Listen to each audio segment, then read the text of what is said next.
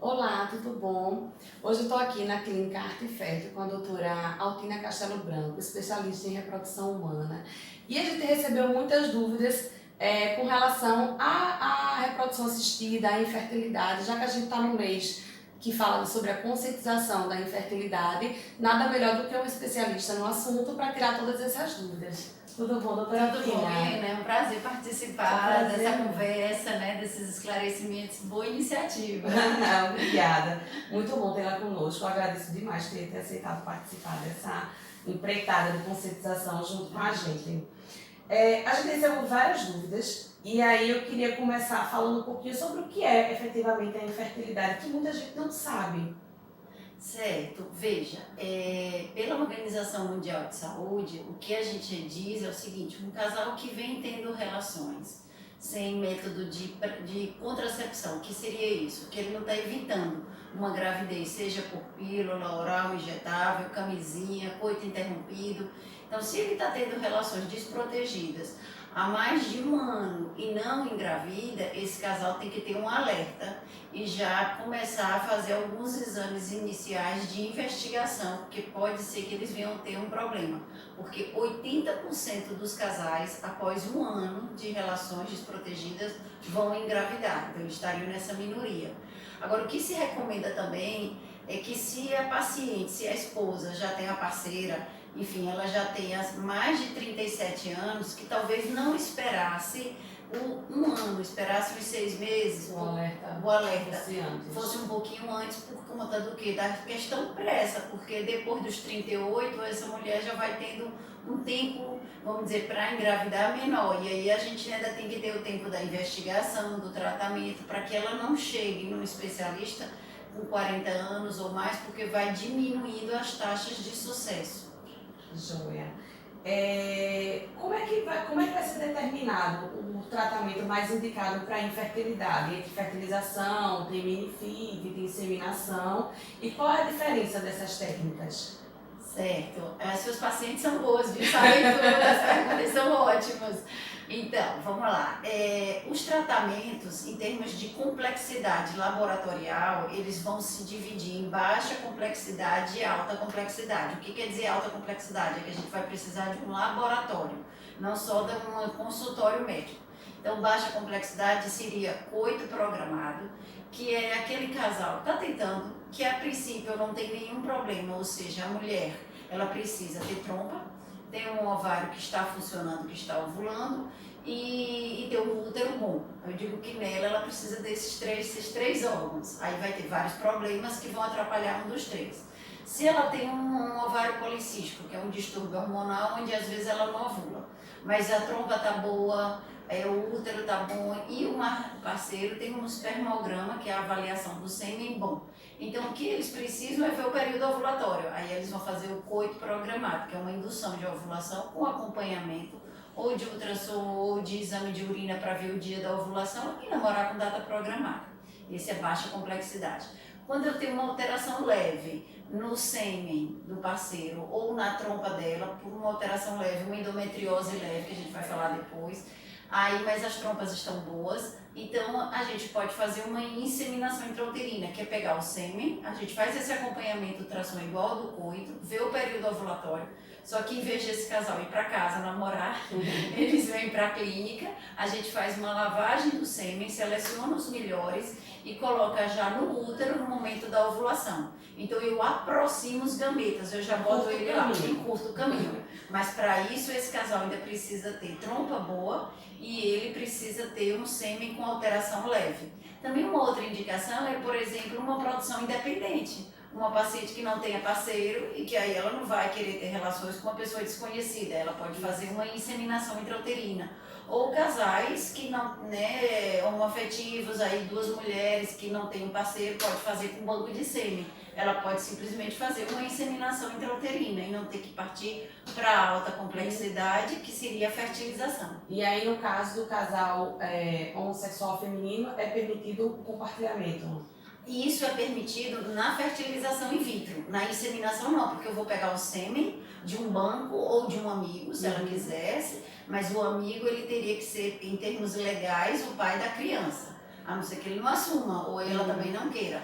Mas quando você faz com banco de sêmen, como é anônimo, então ela fica tranquila que amanhã não vai ter que dividir paternidade, né, visitas compartilhadas, não. Aí ela faz porque ele é anônimo, não sabe quem é, e aí ela vai fazer com banco de sêmen. Mas como esse sêmen foi injetado no útero, então é o óvulo dela com o sêmen de um doador. Só seria permitido na fertilização fazer o compartilhamento entre pegar o óvulo de uma Exatamente. e fecundar, fazer a fertilização e transplantar, fazer a transferência para o outro. Exato. Que inclusive eu tenho agora, inclusive um casal, que elas fizeram o seguinte, as duas fizeram, que aí é a alta complexidade, as duas fizeram estímulo hormonal, tiveram vários óvulos, a gente capta o óvulo e fecunda o óvulo in vitro com o sêmen de doador. E aí formou o embrião.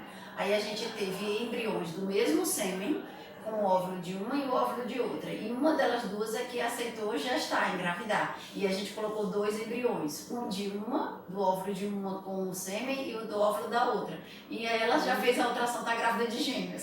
O material genético das duas estão presentes. E aí, no casal homossexual masculino pode também haver a mistura do sêmen também para eles não saberem quem é biologicamente. A ideia foi essa, que elas fizeram e que a gente já fez com homens também, para poder dizer assim, não, o filho é de nós dois, independente se é o seu sêmen ou o meu, a gente sabe que aquelas crianças vão vir, não sei de quem é quem, para serem dos dois, não é? Sim, né? É. Agora, no homem, como ele não pode gestar, ele vai precisar de uma barriga solidária, né? Que é um parente para gestar o filho deles dois. E até 4º grau, né? Exatamente.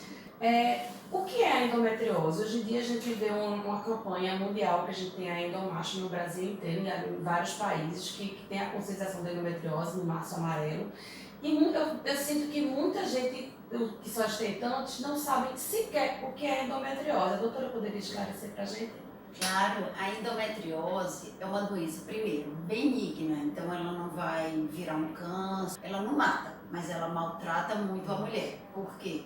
Porque ela tem um comportamento semelhante ao de um câncer sem ter a morte do tecido, dos órgãos. O que é o câncer? É uma célula que vai se multiplicar em outras partes do corpo exageradamente. Então é mais ou menos esse princípio, é o tecido do endométrio, que é a camada interna do útero, que vai aparecer no músculo do útero, que é a camada média do útero, que o útero é como se ele fosse uma mão. Eu tenho uma camada interna, que é as sementes, tem a carninha que a gente come e a casca. Então ele sairia da semente e vai para o músculo ou para fora, que é a casca. E quando ele já vai se disseminar mais para longe, para a bexiga, para o intestino, aí a gente chama de endometriose. Quando ele está restrito ao útero, a gente chama de adenomiose, que é como se fosse uma fase inicial da endometriose, porque ele ainda não teve pensando na analogia do câncer, não teve a metástase, não foi para longe. Só que aí o que acontece? Com a endometriose, todo mês que essa mulher menstrua, esse tecido do útero vai sangrar aonde ele estiver, seja no músculo do útero ou se ele estiver na bexiga, no intestino, vai sangrar. E não vai ter como sair do corpo, porque não tem na menstruação a descamação que sai via vaginal. Ali não, ele vai ficar dentro da cavidade e esse sangue vai criando um processo inflamatório que vai, por consequência, causando aderências. E a aderência vai dando as duas consequências que maltratam a mulher. A dor, porque os órgãos vão ficando um colado no outro, aí todo mês quando ela menstrua, ela vai ter muita cólica, porque traciona bexiga, intestino, e aí depois vai criando essa fibrose, que é como se fossem os tecidos ficando mais rígidos, aí cria uma rigidez da vagina que dói na penetração, que dói na relação.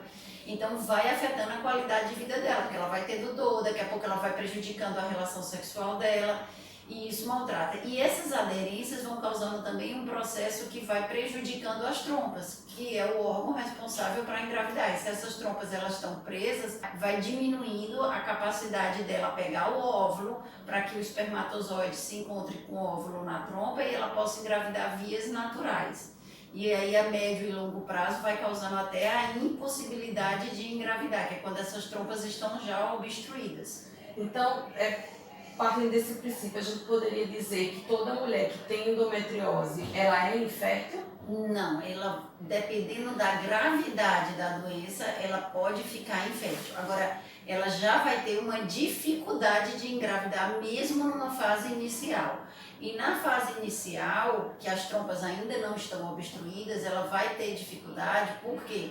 porque esse perfil inflamatório, a gente acredita que diminui a função da trompa, não impede porque ela não está obstruída, mas essa pelve inflamada parece que diminui as chances de engravidar. Por isso que quando a paciente vai para a cirurgia, para tirar esses focos, mesmo se o foco for mínimo na bexiga, no intestino, se recomenda cauterizar ou retirar, que é excisão, que é retirada, tá vendo que você já é especialista.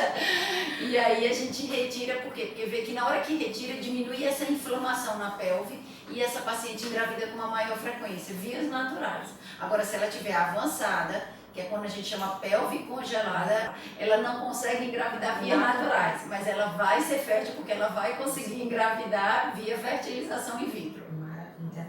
Então, qual a conduta para a gestação para as mulheres que têm adenomiose e têm falhas na implantação do embrião? Se ela tem adenomiose, ela tem a endometriose, a gente acha que esse perfil inflamatório da endometriose se questiona se ele pode ou não impedir a implantação. O que a gente vê é o seguinte, que talvez se a gente bloqueasse essa paciente com endometriose uns 2 meses, porque no que ela fica sem menstruar uns 2 meses, desinflama essa pele. Se ela quer engravidar e vai para uma fertilização, eu vou fazer isso uma pílula para ela bloquear um pouquinho, uns 2 meses para desinflamar. Agora, se ela já não quer mais filhos e está sofrendo muito, porque maltrata, tem as dores, o retirar o útero melhora muito. Por quê? Porque ela não vai ter aquele refluxo todo mês que ela menstrua de novas células do endométrio caindo na cavidade. Porque você já não tem mais refluxo, já não tem mais menstruação, então não tem a cólica menstrual e pode depois disso ficar bloqueada com pílula ou criando uma medicação para ficar numa menopausa precoce. Só que aí vem a menopausa precoce com todos os sintomas, só que aí é temporário. Vamos à próxima pergunta. Veio de uma tentante que já vem várias vezes fazendo procedimento sem sucesso. O espaçamento no ligamento do útero sacro pode ser endometriose e está relacionado à infertilidade?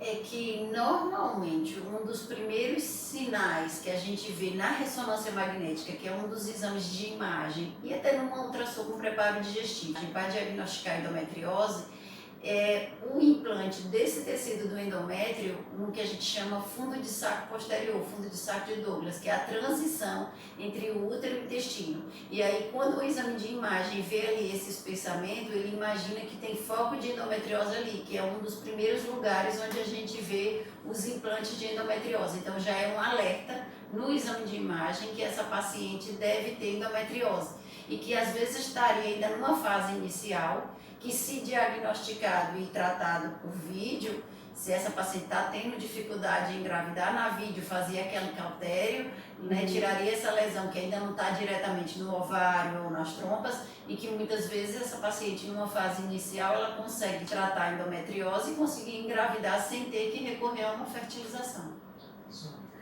Quando a gente fala de infertilidade, existem inúmeras doenças que podem ter como sintoma a infertilidade. A hidrossalpinge é uma delas.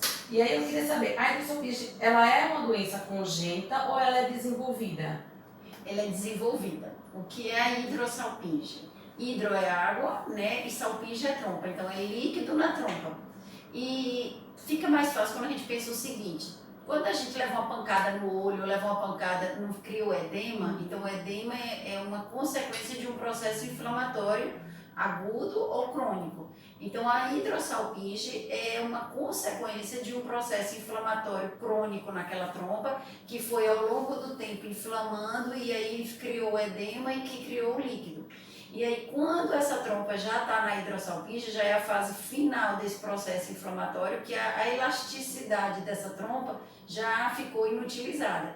E aí, essa paciente não engravida porque as trompas dela já praticamente não funcionam. Agora, eu posso ter uma hidrossalpinge em uma trompa e a outra está sadia. E aí, eu consegui engravidar, apesar de ter hidrossalpinge, porque eu tenho 2 trompas, então uma não funciona, mas a outra sim. Agora, de todo jeito, quando eu tenho hidrossalpinge, além daquela trompa que está dilatada já não funcionar, ela dificulta, mesmo a outra estando boa, porque esse líquido da trompa pode ir para o útero e vai meio que encharcar esse útero, e esse líquido é velho, é tóxico, então afeta na implantação do embrião. Mas tudo em medicina não quer zero e não quer 100. Então eu posso ter uma hidrossalpinge numa trompa e a outra tanto sadia e engravidar via natural, mas dificulta. Na fertilização in vitro, devido ao investimento que é, então quando a gente sabe que a paciente tem líquido na trompa, a gente pede ou para retirar essa trompa ou para botar um clamp, que é tipo um clipe, para impedir desse líquido vir para o útero para afetar na implantação, porque se tem gravidez com fertilização in vitro com hidrossalpinge, só que a taxa de gravidez é bem menor. Então, para não fazer um investimento de um tratamento desse emocional, financeiro, se pede para fazer esse clipe para aumentar a taxa de sucesso. Joia. Quais as causas que dificultam a implantação de um embrião? A hidrossalpinge, a endometriose ou tem outras? Bom, quando eu penso numa fertilização in vitro, eu digo que é o seguinte para as minhas pacientes, que na fertilização in vitro a gente tem duas batalhas para ganhar a guerra. A primeira batalha é ter um bom embrião. Então, bom embrião a gente analisa morfologicamente e pode analisar geneticamente. Então, aquela paciente que tem muitos óvulos e que o marido tem um sêmen com algum bom número de espermatozoides, geralmente eu vou ter um bom embrião, morfologicamente. Isso a gente vai avaliando dia após dia no laboratório, quando pega o óvulo, fecunda com sêmen e vê o padrão de divisão celular. Que dura em torno de 2 até 5 dias. Aí 5 dias é um embrião que a gente chama de blastocisto, que ele já está pronto para sair da casquinha. Então, se eu tenho um bom número de óvulos e sêmen, eu vou ter embriões que eu posso selecionar até o 5º dia. Este embrião de 5º dia, vamos dizer assim, é o campeão, porque eu já estou vendo que ele chegou vivo até ali, que só falta implantar. Aí, mas eu não estou melhorando, eu estou selecionando. Então, nesse casal que tem muitos embriões que eu posso levar até o 5º dia, eu sei que ele chegou vivo, eu sei que morfologicamente ele é bom. Mas, por exemplo, o fator idade ou um histórico de abortos, de repetição, eu fico com medo desse embrião ser morfologicamente bom, mas não ser geneticamente sadio. E aí caberia nesse casal que tem mais idade ou que tem um histórico de abortos, fazer o estudo genético do embrião. Exatamente, para ver se ele é sadio ou não antes de transferir. Porque se esse embrião for geneticamente doente, ou ela não engravida, que a natureza já faz a seleção, ou engravida e aborta. Então, e também se esse casal tem poucos embriões, às vezes eu não tenho nenhum que chegue no 5º dia. Então, primeira batalha é eu ter um bom embrião que chegou vivo no 5º dia e ter um embrião sadio. Agora, é claro, se eu tenho uma paciente que é laqueada e quem casou de novo, tem 34 anos, não tem histórico de aborto, é fértil, já engravidou, está fazendo uma fertilização isso que não tem falha de implantação, que é a primeira tentativa, eu não teria uma indicação formal, é claro que se o casal quiser, de fazer, por exemplo, um estudo genético, porque a probabilidade de ela ter um embrião doente é menor e tudo isso, quanto mais tecnologia a gente vai fazendo no tratamento, vai encarecendo e vai tornando o tratamento também mais demorado e vai gerando mais ansiedade, porque simplesmente um casal assim, ele está fazendo simplesmente por um fator tubário. Tá certo? Mas na falha de implantação seria ter um embrião morfologicamente bom e geneticamente sadio. Essa é uma batalha. E a outra é o útero, que é a janela de implantação. Que poderia fazer também a biópsia do endométrio do útero. Exato. Se ele está na janela de implantação. Só que assim, no útero, a gente ainda não tem todas as respostas. A gente vê morfologicamente por ultrassom, ressonância, se ela tem um pólipo ou até por um exame que é feito uma endoscopia, que chama histeroscopia, uma endoscopia do útero, para ver, por exemplo, se ela tem uma inflamação na cavidade uterina, que chama endometrite. Porque se esse endométrio está inflamado ou se ele tem um pólipo, ele não vai implantar o embrião, não porque ele não está na janela, mas porque ele está doente. Então tem que tratar esse útero primeiro. Depois fazer a transferência. Isso. Aí essa avaliação, a mesma lógica do embrião, é a morfologia. Eu estou vendo se ele morfologicamente está bom. Agora a segunda é a questão dinâmica, se a janela estaria. Aí o que a gente tem hoje de janela de implantação é um exame chamado ERA. Mas ainda não é vamos dizer assim, o exame de excelência, porque ele não é feito em tempo real. Eu tenho que ter um embrião congelado, aí eu preparo o útero como se fosse colocar o embrião, biopsio o endométrio, que foi isso que você falou, e vejo por alguma avaliação de imunohistoquímica, que é o laboratório que faz, e aí ele vai dizer se o útero estaria receptivo ou não. Só que se eu biopsio, ela vai sangrar, então eu não posso colocar naquele ciclo, aí eu tenho que colocar no outro. E aí eu não tenho como provar que por mais que eu fiz tudo igual no outro, eu vou acertar exatamente a mesma janela. E outra coisa, em medicina, a gente diz que um exame, um remédio é eficaz mesmo quando já tem estudos multicêntricos que outras clínicas, que outros laboratórios testaram e viram a mesma eficácia. E começou-se, pelo que eu ouvi falar, um estudo multicêntrico sobre o ERA, mas ainda não terminou. Então, assim, hoje só quem propõe esse exame é um único laboratório. E quando a gente fala de infertilidade, existem outras doenças do útero, não só a endometriose, a adenomiose, como a gente vem falando, que podem impedir uma gestação, como um útero muito pequeno, que não se desenvolveu. Quais são esses casos que também teria que se fazer ou uma gestação por substituição, ou outras doenças que podem ocasionar, é possível gestar com a fertilização ou inseminação? Nos problemas do útero, muitos deles dá para se resolver com cirurgias. Por exemplo, um mioma, você opera e retira o mioma, na maioria das vezes se resolve.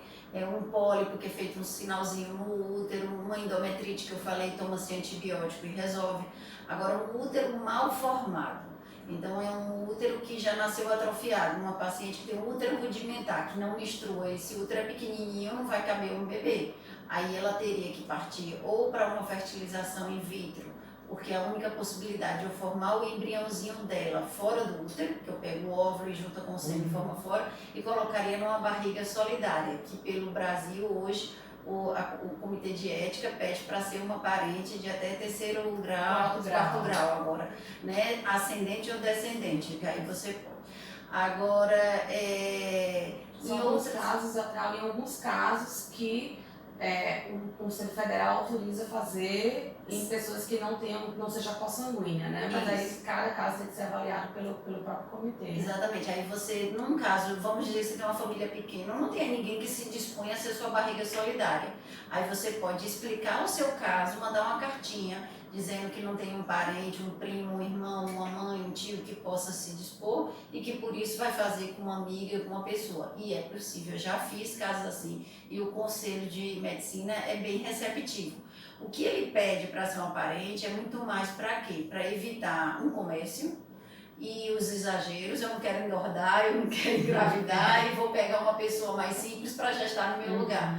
Então ele quer entender o porquê daquela pessoa e não uma parente, e também para evitar amanhã, até para proteger esse casal, de essa barriga solidária não criar um vínculo, até por conta mesmo dos 9 meses, e amanhã ter uma briga de duas mães querendo o mesmo bebê. Se é uma irmã, uma tia, uma prima, a gente imagina que o risco dessa pessoa querer se apossar da criança é menor, porque está fazendo por um ato de amor. E ainda assim existe a avaliação psicológica que tem que ser feita antes. Sim, né? tem que passar pelo psicólogo, tanto a essa pessoa que vai ser a barriga solidária, e se ela for casada, o marido também. Que é muito mais esse psicólogo para assim, mostrar que esse casal está entendendo que vai gestar, mas que não vai ficar com a criança e que está entendendo todo o procedimento, que foi devidamente esclarecido, que eles estão conscientes do processo e estão aceitando de pleno coração, vamos dizer assim. O que não é fácil, né? É verdade. Já que a gente está falando um pouquinho sobre as doenças do útero, a gente saiu na mídia há pouco tempo e começou a se fazer estudo e os testes em pessoas de transplante de útero. Como é que a doutora enxerga para o futuro esse transplante? Eu enxergo como uma maravilha, eu acho que é muito promissor. Já tivemos a primeira criança nascida de um útero transplantado, então a gente tem transplante em várias outras áreas, né? Coração, rim, então é possível. Agora ainda não é uma coisa, como você falou, para o futuro, porque ainda está em desenvolvimento. É mais ou menos aquilo que eu falei do ERA, que é esse exame para fazer a janela, que tudo em medicina você começa, faz um teste, faz um remédio, você vê que ele é eficaz, mas você tem que fazer em mais larga escala, até porque tem uma que a gente chama a curva de aprendizado, que aí você vai vendo, vai evitando as complicações, vai aprimorando, então ainda não é uma realidade do dia a dia do consultório, mas é muito promissor e isso vai se resolver, porque hoje em dia a gente está vivendo melhor e aí as doenças, no que a gente vive mais, outras doenças que antes não apareciam vão aparecendo.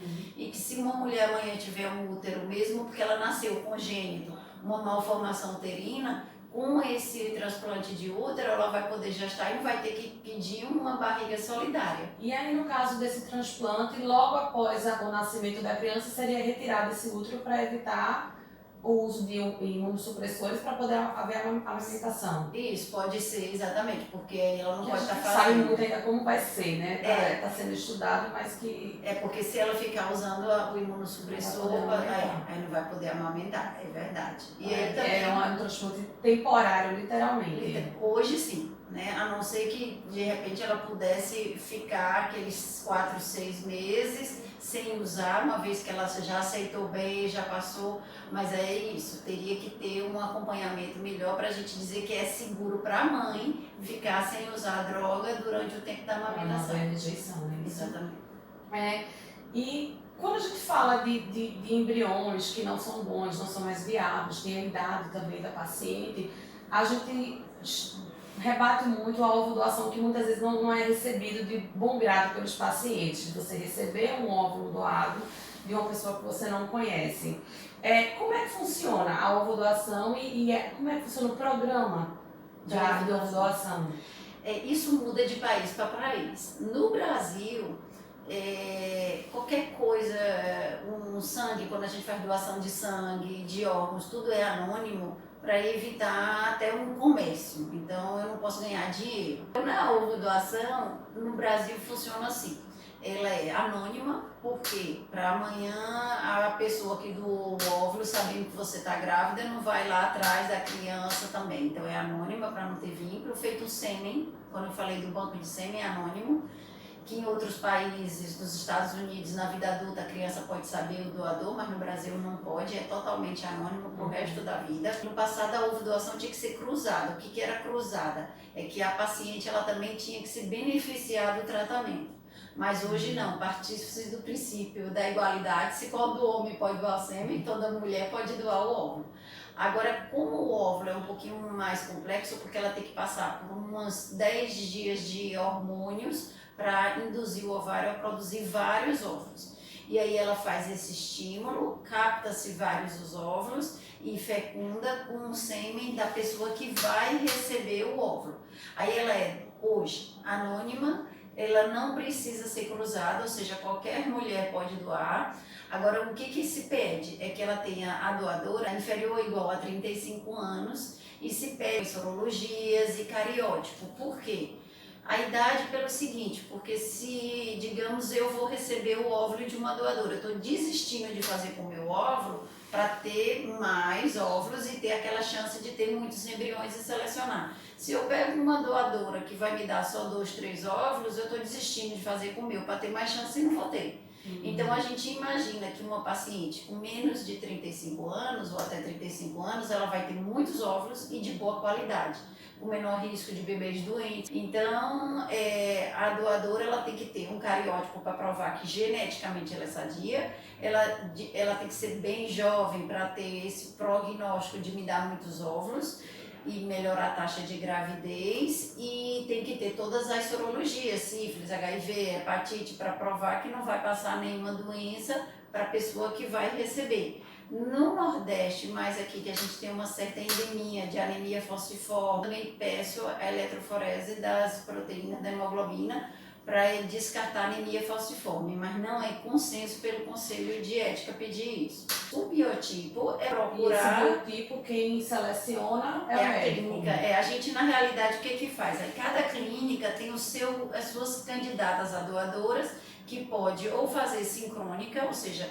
a gente deixa essa paciente com um cadastro, quando chega uma receptora a gente já estimula e capta o óvulo e já faz em tempo real. Outras clínicas já fazem o estímulo das doadoras e congela o óvulo. Aí quando chega um paciente querendo, um casal querendo uma doadora de óvulos, ele já tem um óvulo congelado. Já cria seu próprio banco. Já cria o seu próprio banco. E aí já mostra as características dessa doadora, que é isso, cor dos olhos, cabelo, pele, tipo de sangue. E me explica como é que funciona o programa. Na verdade, assim, eu vou doar o óvulo.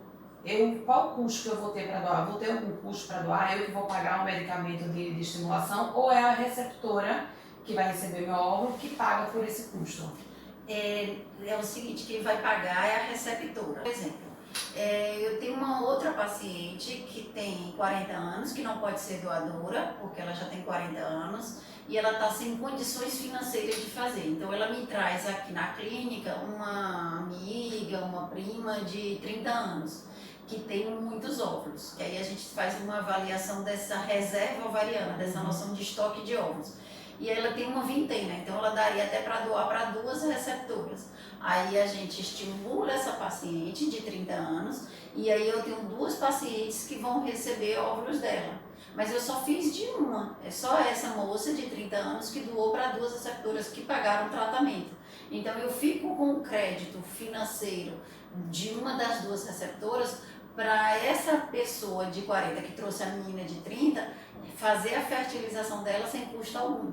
Inclusive, então, o programa pode chegar a ser custo zero. Custo zero, tá? E quando essa ovodoação acontece, eu tenho que ter o cuidado, a clínica tem que ter o cuidado para a quantidade de habitantes daquela localidade, para não haver risco no futuro da gente estar lidando com o caso de pessoas do mesmo gene se casarem, namorarem? Sim, aí a conta que os estatísticos fazem é que é uma doação a cada 1 milhão de habitantes. Então, uma doadora ela pode doar até para 2 receptoras, que aí daria um Recife, a Grande Recife, 2 milhões de habitantes aproximadamente. Né? E se esse óvulo dela que está no seu banco, vamos supor, a mesma família que recebeu o primeiro óvulo, ela pode pedir para que seja o mesmo se tiver em reserva? Ela pode dizer, eu quero que seja da mesma doadora? Pode sim, pode sim. É uma possibilidade. Para poder fazer, vamos dizer, o irmão do mesmo doador de óvulo ou de sêmen, que também pedem às vezes. É possível, né? É possível. Agora, nem sempre eu vou ter da mesma, e às vezes, dependendo do tempo, essa pessoa que foi doadora já está mais velha. E então, ela não pode doar de novo, porque se ela passou dos 35. Então, se eu tenho essa ideia, de repente eu já fazer um número maior de óvulos ou de embriões, para já deixar o embrião congelado. Daqui a tanto tempo eu quero fazer uma nova gestação, então já guarda para mim, vamos dizer assim. Exatamente, já guarda esses óvulos congelados ou já forma mais embriões dessa doadora para eu já ter, para implantar no futuro. E quando a gente fala de infertilidade, você vê que a gente já está há um bom tempo conversando, a gente está falando só de infertilidade feminina. E a gente esquece muito que muitas vezes o problema está no homem, que pode ser diagnosticado até mais fácil. E aí eu queria saber, a infertilidade masculina, ela começa a se investigar de que momento? Logo nos exames junto com a mulher ou após alguma transferência que não tem sucesso? Como é que funciona? O ideal é que seja logo de início, até porque no homem a investigação é menos invasiva e bem mais simples. Já por um espermograma, a gente vai saber se esse homem tem condições de engravidar vias naturais ou se vai requerer de uma cirurgia ou requerer mesmo de uma fertilização in vitro.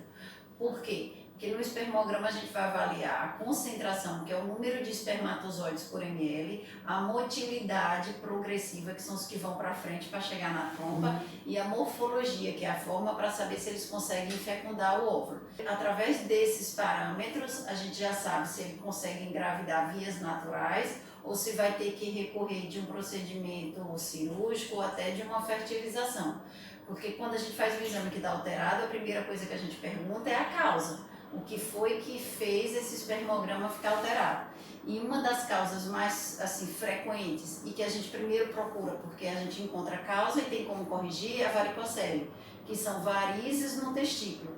E essas varizes a gente pode operar, o urologista opera e melhorando as varizes, ou seja, curando a varicocele, pode melhorar a qualidade do espermograma, porque a varize esquenta o testículo e mata os espermatozoides. Aí quando ele opera, aumenta a produção, a motilidade e a morfologia. Nem todo homem que tem a varicocele, principalmente leve, vai ter espermograma alterado. Então só justifica operar se ou ele tem um espermograma alterado ou se a varicocele é importante. Outras causas no homem, por exemplo, uma papeira na infância que lesionou o testículo, né? Um trauma, um testículo na infância que demorou a descer, isso são causas que a gente justifica a alteração no espermograma, explica, mas eu não tenho como reverter. E aí, num caso desses, por exemplo, se a alteração no espermograma é severa, esse casal vai ter que recorrer a uma fertilização in vitro. Eu até encontrei a causa, mas eu não tenho como reverter, né? Hábitos de vida, hormônios, normalmente quando você para, né, melhora, volta o espermograma, mas nem sempre.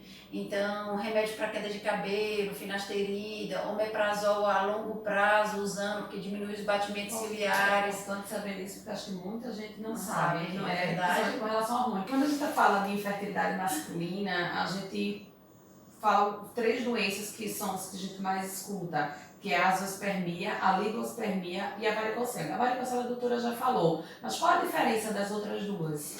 A azoospermia é a ausência de espermatozoides no ejaculado. Ele ejacula, então você vê o líquido, e o homem adora associar masculinidade, né, e fertilidade ao volume do líquido. Ali é líquido seminal, tem a ver com próstata e com vesícula seminal. Mas para fazer menino, o que interessa é o microscópio, que é o número de espermatozoides. Então, que nem sempre tem lá. Que nem sempre tem lá. Então ele vê o líquido seminal, mas quando a gente vai olhar no microscópio não encontra nenhum espermatozoides. Isso é a azoospermia, a ausência de espermatozoides no líquido seminal. E aí a gente vai por punção, aspira ali os espermatozoides, só que vem uma quantidade menor, uma motilidade menor, e aí por isso não dá pra gente puncionar e injetar na vagina para ela engravidar.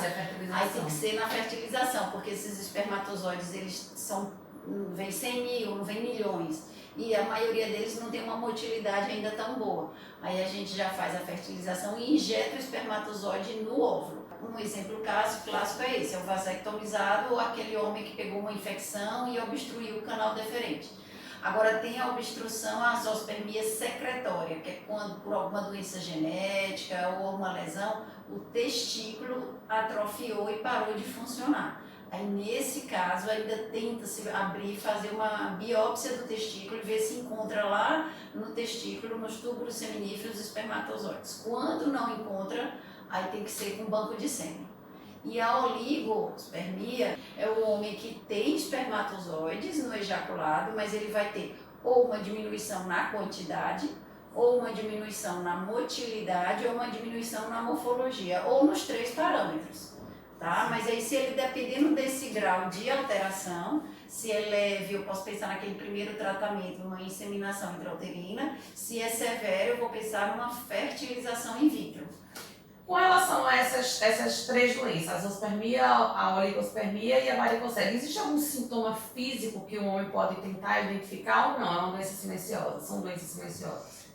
A varicocele pode dar um sintoma, porque quando essa veia é grande, ele vai sentir uma sensação de peso no testículo, de dor. Quando ele faz esforço, ele sente o testículo aumentando. E nem sempre um homem que tem uma alteração no espermograma, ele vai ter sintomas. Tá? Se foi uma infecção, ele pode sentir, mas não é obrigatório. Agora, se já é uma azoospermia secretória, ele, como tem a atrofia, ele pode sentir visualmente que o testículo está menor do que o outro, ou que os dois estão ficando diminuídos, mas não é um sintoma de dor, de baixa da libido, porque não tem muito a ver. Então, basicamente é uma doença silenciosa. Silenciosa, ele só vai descobrir no espermograma. Então a infertilidade seria o principal sintoma, vamos dizer assim, para ele poder identificar, eu estou com algum problema. Exatamente. Tem 2 questões, são de 2 doenças separadas, que eu queria tirar essa dúvida, porque muita gente não sabe. E eu sinto muito que a maioria dos ginecologistas não começam essa investigação antes até de iniciar qualquer tipo de tratamento. É a trombofilia. A gente vê que a trombofilia ela pode causar abortos espontâneos e de repetição, mas a gente pode dizer que a trombofilia causa infertilidade ou não? Olha, tem alguns trabalhos que dizem que pode causar infertilidade, mas hoje ainda o consenso é que a trombofilia ela vai causar, na realidade, é o aborto. Que muitas vezes a mulher nem percebe que está tendo. É por isso que também se fala de infertilidade nesse sentido. Só que assim, felizmente, com as mídias sociais, com a informação e com a facilidade. Hoje uma paciente, como elas se dizem, né, tentantes, que é verdade, basta ela atrasar um dia ou 2, normalmente ela já vai na farmácia, faz um teste de farmácia e identifica a gravidez cedo. Mas aquela que tem um ciclo irregular, ela não quer estar fazendo todo mês, porque é uma decepção. Então essa paciente, ela pode estar engravidando, não fez o teste, não descobriu e está abortando, bem numa fase inicial, certo? Isso é mais comum na paciente que tem um ciclo irregular, que aí, porque tem um ciclo irregular, não vai fazer o teste de gravidez todo mês. Mas, em princípio, as trombofilias, o que são? é quando eu já tenho uma predisposição à trombose e o hormônio da mulher feminino, que é o estrógeno, ele é um vasodilatador e ele favorece o trombo. Por isso que tem história de mulheres que tomaram pílula anticoncepcional, que tem estrógeno, mas é um estrógeno mais potente, e se ela já tinha uma predisposição ao efeito do estrógeno, ela acaba tendo um trombo. Então, mas felizmente isso é raro. Mas se ela já tem um antecedente, ou se ela tem varizes, ou se ela tem um histórico familiar, antes de ela tomar uma pílula, é uma paciente que tem que investigar trombofilia até por o risco de um trombo no uso da pílula. E na gravidez, porque na gravidez a mulher está cheia de estrógeno. A gente só descobre muitas vezes que tem a predisposição ao trombo quando já está grávida e ou já tem a perda gestacional ou durante a gestação se descobre lá com a trombose venosa profunda ou superficial na perna e aí começa o tratamento com um anticoagulante, que é a clexane, que o pessoal chama de picadinha de amor, né? Que o pessoal chama muito de picadinha de amor. E aí, como tratar? Como saber que a minha gestação está em risco, um risco iminente? Ou não, tive a trombose, eu posso utilizar a clexane, que é a enoxaparina, e eu vou ter minha gestação. Normalmente existem esses exames para investigar antes mesmo se eu tenho uma predisposição à trombose, para evitar todas essas tristezas, complicações, ou do aborto, e às vezes ela perde até no 8º, 9º mês. Né, um óbito intrauterino do bebê ou cria um trombo. Então existem exames de sangue que são marcadores de risco e dependendo do grau de alteração nesses exames de sangue a gente vai ter um risco maior ou menor. De rotina o ginecologista não pede, porque em medicina é assim, a probabilidade estatística, como isso não é em princípio tão frequente, ou seja, 10, 15% das causas de aborto, então eles não pedem de rotina. Aí, pelos livros de medicina, a gente diz para pedir quando a paciente já teve 1, 2 abortos. Na fertilização, antes de fazer a fertilização, é solicitado esse tipo de exame antes ou não? Muitas vezes sim, pelo grau de investimento, mas também são exames que nem sempre os planos de saúde, que pela invasividade era um exame de sangue, mas como nem sempre os planos de saúde cobrem esses exames e já vem todo um desgaste emocional e financeiro, às vezes a paciente, se não tem nenhum histórico, a gente informa que existe, mas não é vamos dizer, um exame de rotina que ela tenha que fazer, é essencial. Mas se informa, olha, tem esse risco, existem esses exames, se você quiser investigar um possível risco de aborto ou de óbito, faz esses exames. E aí é até bom lembrar um pouco que quando o paciente ele já tem um histórico de trombofilia na família, de risco, o plano de saúde ele é obrigado a cobrir. A maioria dos exames de IDF, se não há histórico, eles não são obrigados a cobrir, que tem uns que não estão na lista da lista de cobertura mínima, mas quando o paciente ele tem histórico, é de obrigação a cobertura. Sim. Se ele já tem histórico, ou se ele teve antecedentes de trombos em membros inferiores, aí sim, que ele tem um histórico, ou ele tem um histórico pessoal ou familiar. Quando a paciente tem, é até bom a gente falar que a gente tem, hoje em dia a maioria dos planos já estão começando a fornecer a clexane. A gente tem aqui em Recife 2 operadoras que já fornecem sem nenhuma medida judicial. A gente já ganhou uma verdadeira guerra com relação às operadoras, porque há 4, 5 anos atrás só existia o fornecimento da clexane com ordem judicial. As operadoras ainda têm uma certa resistência por entender que é um medicamento de uso domiciliar, mas é necessária a cobertura e ela é obrigatória sim, a jurisprudência já é completamente pacificada nesse sentido. A minha última pergunta, que na verdade não estava, vamos dizer assim, no roteiro, mas que me veio à cabeça agora, seria com relação aos casais em que o homem ele é soropositivo. Ele pode ser pai ou existe o risco da criança nascer com o HIV? Como é que faria o casal desse para eles gestarem sem risco? Bom, normalmente quando o homem tem a carga viral negativa no sangue, é muito raro ele ter o vírus no ejaculado. Mas hoje já existe, a gente faz aqui na clínica, ele doa o sêmen, feito um espermograma, e a gente pega esse líquido seminal e manda para um laboratório em São Paulo, que vai fazer a carga viral no sêmen. e se congela a amostra desse sêmen. Vai provar 100% que aquela amostra, que aquele ejaculado ali não tem o vírus, porque a gente congela, vamos dizer, os espermatozoides, um pouquinho no líquido seminal, e tira a maior parte do líquido e manda esse líquido para essa análise no laboratório que vai procurar o vírus no líquido. E esse sêmen é congelado. Quando a análise do laboratório diz que não tem vírus naquela amostra, então eu tenho 100% ou 99,9% de segurança de saber que aquela amostra não tem o vírus e que eu posso fazer até um tratamento de baixa complexidade, que é pegar o sêmen e injetar no útero, que é a inseminação intrauterina, certo? Com segurança de 100%. Se ele for ter relações em casa, o risco de transmitir é pequeno quando a carga viral no sangue está baixa.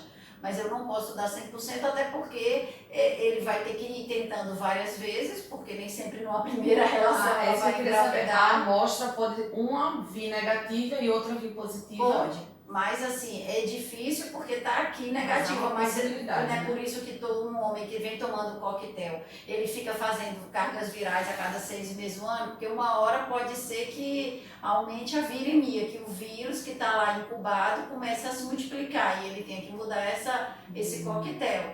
Então você tem que fazer do mesmo jeito que pode aparecer o vírus no sangue, porque ele não está curado da doença, ele só está controlado, pode vir a aparecer no sêmen. Então o ideal é que seja feito através de uma fertilização ou inseminação se fizer essa carga viral no sêmen, que aí você garante. Antigamente, que não tinha carga viral no sêmen, se fazia a fertilização in vitro, porque você não está usando o líquido seminal, você está pegando só o espermatozoide e colocando no óvulo. E aí é muito improvável o vírus ficar grudadinho no espermatozoide para entrar no óvulo e passar a transmissão.